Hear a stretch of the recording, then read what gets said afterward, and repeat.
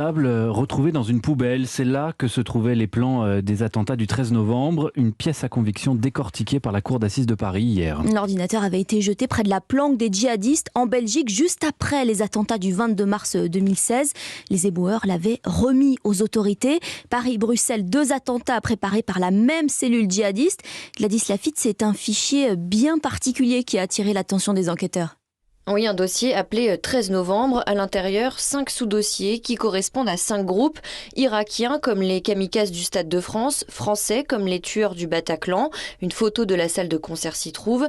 Le troisième, le groupe Omar, comme le surnom d'Abdelhamid Abaoud, tireur des terrasses. Et puis, 2 autres groupes qui intriguent les enquêteurs. Schiphol, d'abord, comme l'aéroport hollandais, où 2 des accusés se sont rendus le 13 novembre, mais sans qu'il ne s'y passe rien. Et enfin, le groupe Métro.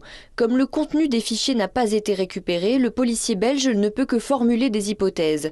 2 accusés ont été bloqués sur le chemin retour de Syrie, peut-être parce qu'il y a eu moins d'effectifs, on a dû remanier le projet initial, dit-il.